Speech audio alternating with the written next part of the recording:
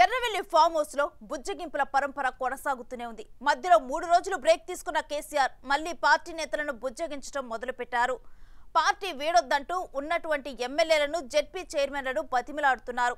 ఆ క్రమంలో మళ్ళీ అధికారంలోకి వచ్చేది బీఆర్ఎస్ఏనని, ఈసారి 15 ఏళ్లు అధికారంలో ఉంటామని వారికి భరోసా ఇస్తూ ఉండటం విశేషం. అయితే ఆ మాటల మాంత్రికుడు ఎన్ని ప్రయత్నాలు చేస్తున్నా ఎమ్మెల్యేలతో పాటు ఇతర నేతలు కారు దిగేందుకు సిద్ధమవుతున్నారట.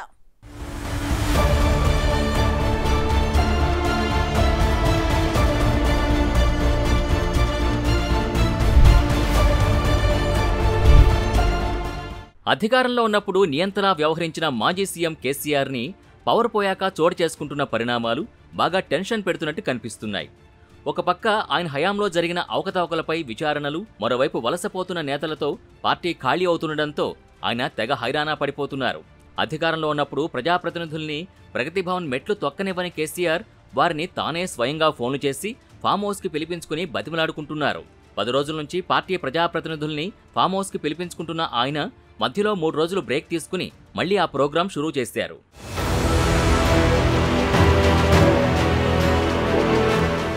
ఇప్పటికే కేసీఆర్ పార్టీ ఎమ్మెల్యేలకి ఫోన్లు చేసి ఫామ్ హౌస్కి పిలిపించుకుని తెగ బొజ్జగించారు. వారికి కూడా ఫ్యూచర్ మందేనని భరోసా ఇచ్చారు. ఆయన అలా భరోసా ఇచ్చి అంతలా బతిమలాడినా ఎమ్మెల్యేలు పార్టీలో కొనసాగుతున్నారా అంటే అదీ లేదు. చేవెళ్ల ఎమ్మెల్యే కాళే యాదయ్యని ఇలాగే ఫామ్ హౌస్కి పిలిపించుకుని బొజ్జగించారు.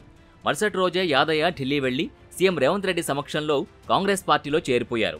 యాదయ్య పార్టీ మార్పుతో బీఆర్ఎస్ ఎమ్మెల్యేల కౌంట్ 39 నుంచి 32కు పడిపోయింది.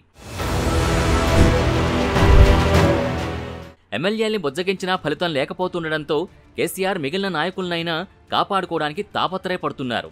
తాజాగా బీఆర్ఎస్ జెడ్పీ చైర్మన్స్ని కేసీఆర్ ఎర్రవెల్లి ఫామ్ హౌస్కి పిలిపించుకుని మీటింగ్ పెట్టారు. వారిని కుటుంబ సమేతంగా ఆహ్వానించి విందు కూడా ఇచ్చారు. తెలంగాణలో బీఆర్ఎస్ పార్టీ ఈసారి మళ్లీ అధికారంలోకి వచ్చి ఈసారి 15 ఏళ్లు అధికారంలో ఉంటుందని వారికి భరోసా ఇచ్చే ప్రయత్నం చేశారు. పనిలో పనిగా కాంగ్రెస్ ప్రభుత్వంపై అప్పుడే ప్రజల్లో వ్యతిరేకత మొదలైందని చెప్పుకొచ్చారు. అసెంబ్లీ ఎన్నికల్లో ఓడిపోయిన బీఆర్ఎస్ నెలన్నర క్రితం జరిగిన లోక్సభ ఎన్నికల్లో దారుణాతి దారుణంగా ఓడిపోయింది. ఆ విషయం ఎవరికీ తెలియదు అన్నట్టు ఆయన 15 ఏళ్ల అధికారం మనదే అని చెబుతుండడంపై ఫామ్ హౌస్కి వెళ్లొచ్చిన నేతలే సెటైర్లు విసురుతున్నారు.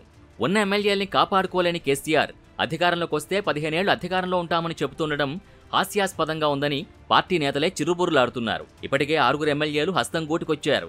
రానున్న రోజుల్లో మరికొందరు ఎమ్మెల్యేలు కాంగ్రెస్ పార్టీలో జాయిన్ అవుతారన్న టాక్ వినిపిస్తోంది. జూలై 24 నుంచి అసెంబ్లీ బడ్జెట్ సమావేశాలు జరగనుండడంతో ఈలోపే గ్రేటర్ హైదరాబాద్ నుంచి కాంగ్రెస్ పార్టీలోకి పెద్ద ఎత్తున చేరికలుండే అవకాశం ఉందంటున్నారు. ఇప్పటికే పలువురు ఎమ్మెల్యేలు కాంగ్రెస్ పెద్దల నుంచి గ్రీన్ సిగ్నల్ కూడా తీసుకున్నారట.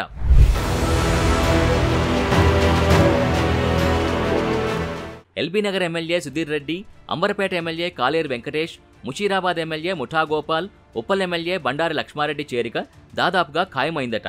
మొన్నటి వరకు సైలెంట్గా ఉన్న మాజీ మంత్రి సనత్ నగర్ ఎమ్మెల్యే తలసాని శ్రీనివాస్ యాదవ్ ఇప్పుడు అంతే సైలెంట్గా కాంగ్రెస్ పార్టీలో చేరేందుకు పావులు కదుపుతున్నారట.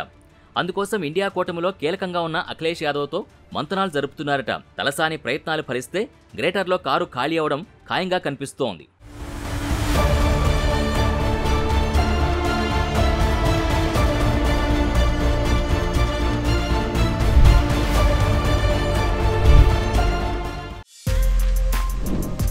For more videos like this, subscribe Big TV channel.